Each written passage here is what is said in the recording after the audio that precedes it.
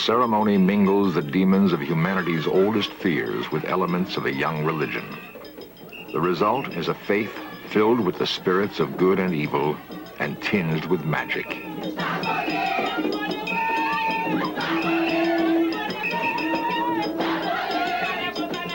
For priest and practitioner alike, the cares of the real world disappear in the ecstasy of celebration.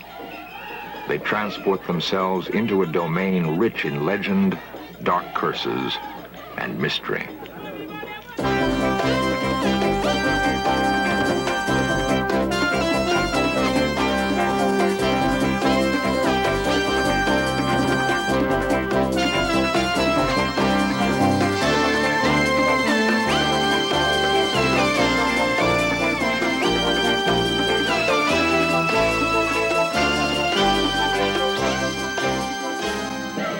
This is the world of the Hungan and the Mambo, a world haunted by the specter of the zombie. This is Voodoo.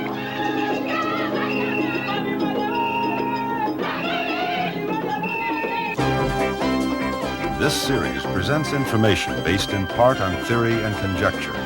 The producer's purpose is to suggest some possible explanations, but not necessarily the only ones, to the mysteries we will examine.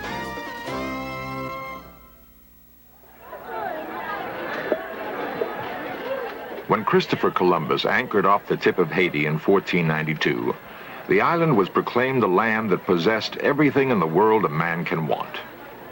Almost 500 years later, the promise has dimmed.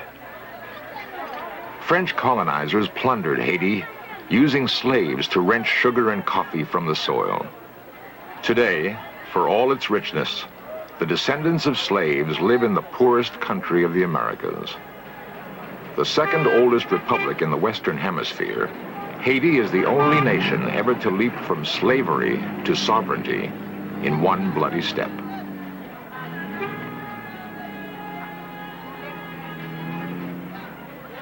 Poor, noisy, crowded, Haiti clings to the traditions of two worlds. The language is Creole, a corruption of French.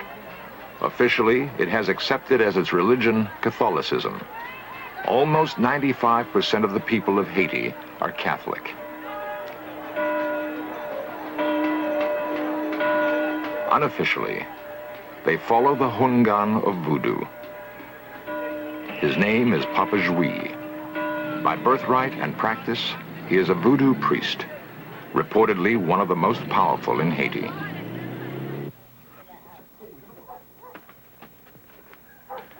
The parish of Papa Jouy perches atop a dusty hillside on the outskirts of Port-au-Prince, Haiti's capital city.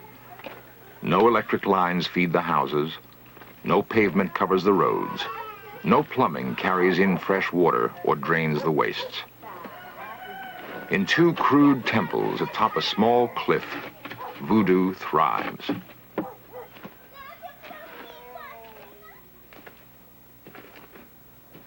As preached by Papa Jouy, it holds the key to good fortune and good health for all the people of the hillside. When an expert is asked what lies behind the practice of voodoo, the inevitable answer is it cannot be explained. It must be experienced. What we committed to film, therefore, is voodoo as it is rarely seen by strangers. Voodoo as it is felt by the people who live through its precepts.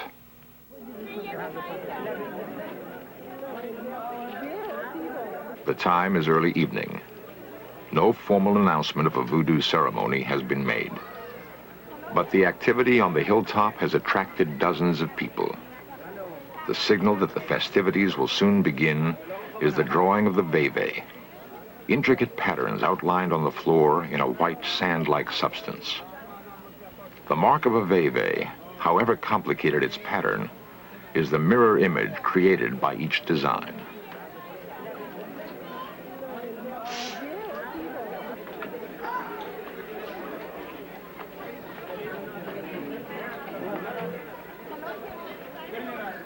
Papa Jouy has established tonight as a Rada ceremony, a celebration of white voodoo.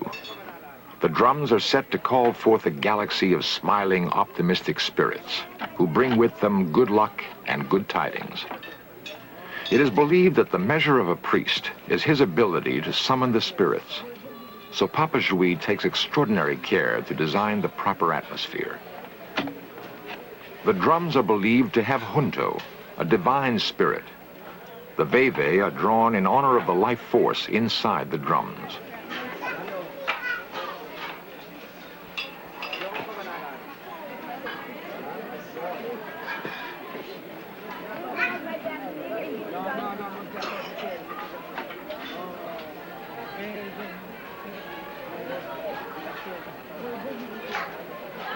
Première fois, après deuxième fois, après troisième fois. Okay.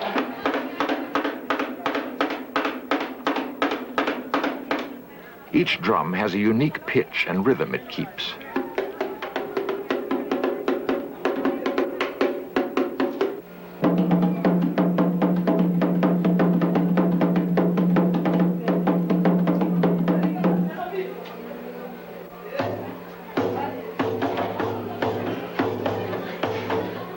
Together, they create the music of voodoo, the hard, driving underpinning of its power.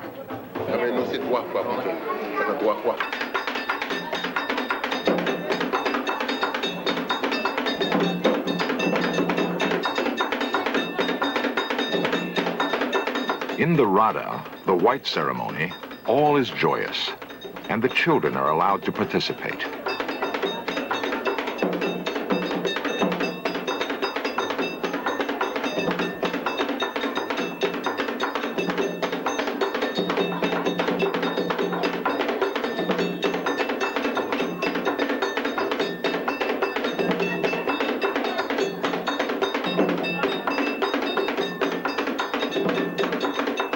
The Hunsai gather to launch the night's festivities. To dress in white and join the priest, they have undergone a protracted and difficult initiation. They have become insiders in the world of voodoo and can expect a larger share of good fortune. For it is believed that through the priest, the spirits will make themselves felt and seen. Papa Jouy signals the beginning, the first joyous call for the spirits to enter and join the festivities.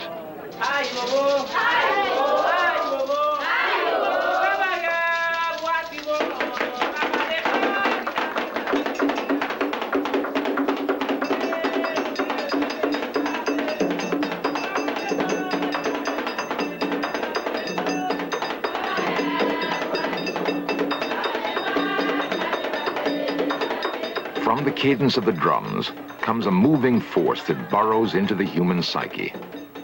The bass voice of the biggest drum, the manman, awakens perceptions and feelings that overwhelm the participant. To hear the sound is to feel voodoo.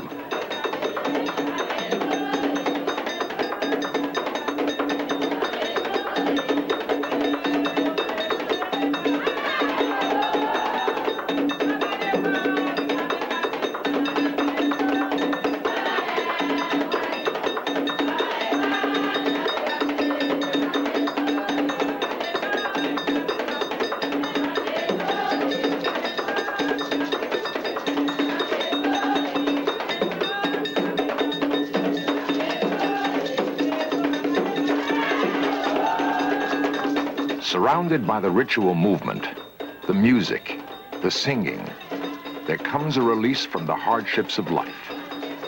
To the Haitian, the feeling clearly tolls the arrival of the good spirits.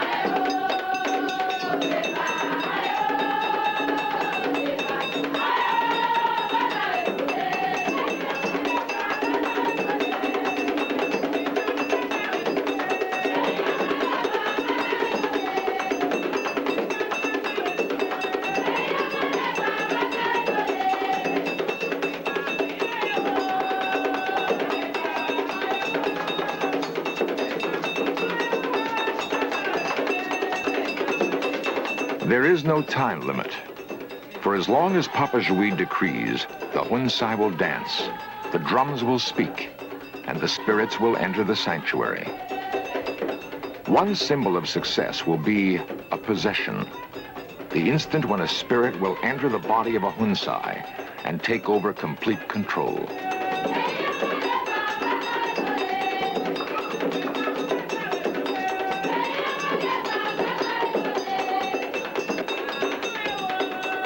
The possession occurs. A principal Hunsai goes rigid. Her body is beyond her own control. Now, through her, the spirit is believed to speak and act, and good will come of it, for this is Rada, white voodoo.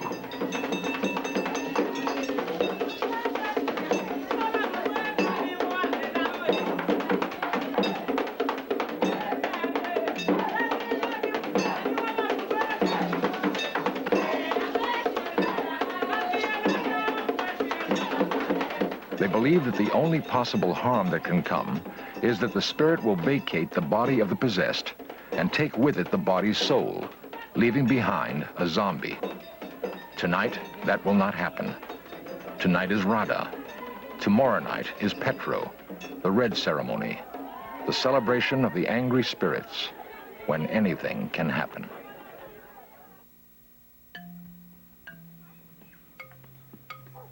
During ages of intricately woven superstition, the role of Papa Jui, the Hungan, has been tainted by the black arts of the magician.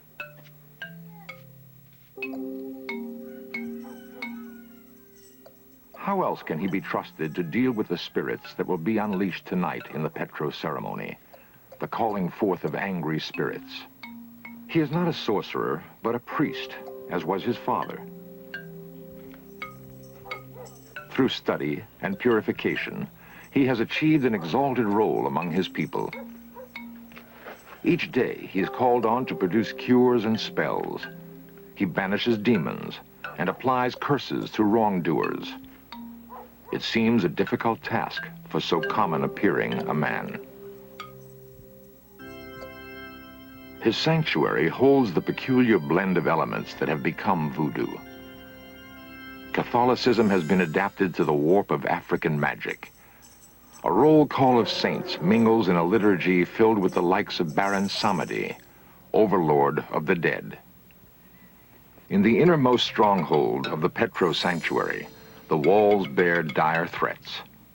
Vengeance is a part of voodoo. To arouse anger against an enemy, it is said that 2 nails must be driven into the beam of his house after a family member has died. Then the dead spirit will be trapped, and in his wrath, he will turn against his former kin. Werewolves abound in voodoo literature. So do vampires, normal people by day, blood-sucking terrors by night. For those who believe in voodoo, the living dead are also real, the zombie. They haunt the nightmares of almost every Haitian child. Papa Jui must cast spells and create amulets. He is required to interpret dreams and to reach into the future to predict events. Tarot cards and talismans are part of his working paraphernalia. Often he will be asked to give immunity from sorcerers. In complicated ritual, he will receive a lock of hair and fingernail clippings, place them in a bottle with a part of the person's soul, and presto. So long as the bottle is protected, the person is safe from sorcerers.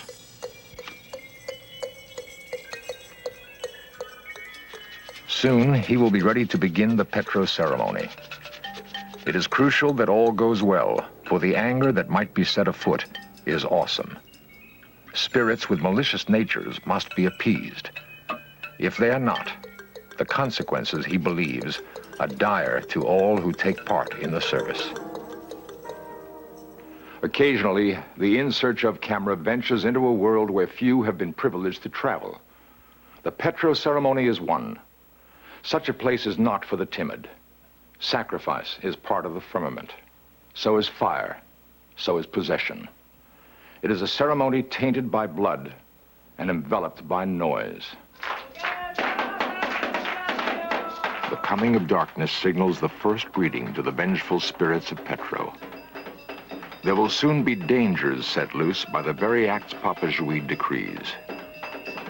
The spirits that are called Loa in Voodoo might overrun the ability of the priest to control them. In the very first moments, after the completion of the complicated veve, the special designs in sand, Papa Jouy leads his people in prayer that is drawn from Catholic liturgy. The cross drawn upon the floor has for them dual significance. For in Voodoo, any crossing point, the center of all X's, is a place where magic abounds.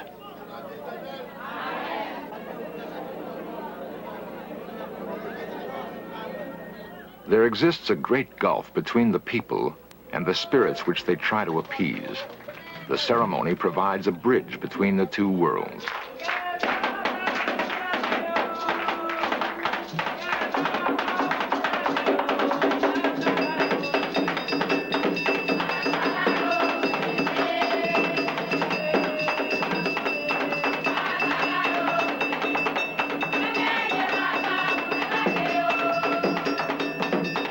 The very act of touching the animal brings each person closer to his god.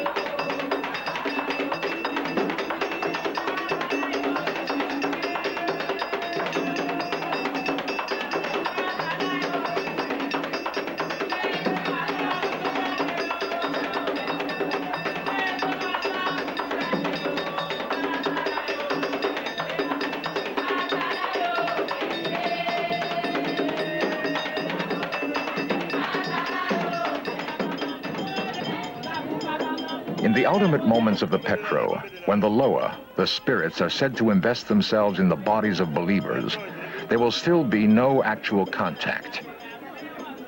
In Voodoo, in order to be possessed, the person's own spirit must first leave. The gods are separate beings.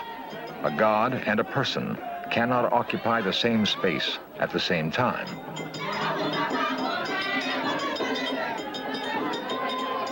So the person possessed leaves his own body and becomes a horse, carrying the Loa wherever it wants to go. When the Loa, the spirit, departs, the person may return to his own body, an end devoutly wished. If the person does not return, the body becomes a zombie, a member of the walking, living dead, cursed for eternity to live without feeling or thought.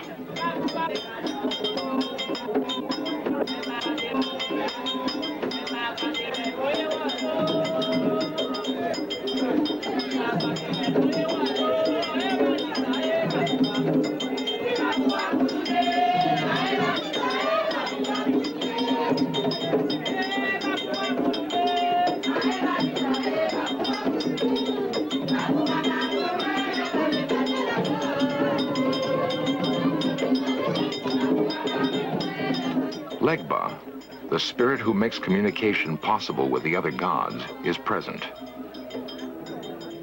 He has opened the door to possession, and the so-called horses are carrying the spirits around the sanctuary.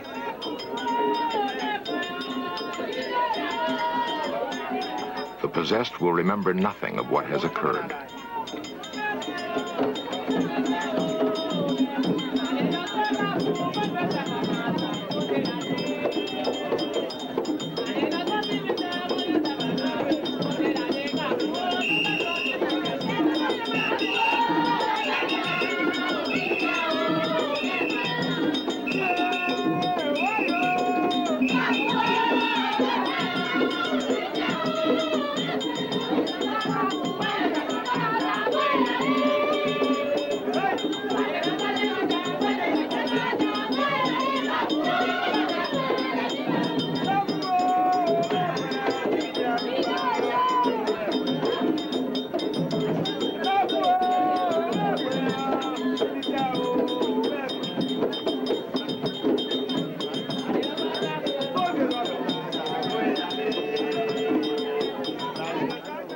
safe. They now feel safe. Papa Jouy has led them through all the dangers of Petro. The spirits have been appeased. The Loa of vengeance are calm. Momentarily, they are content. The Petro is finished.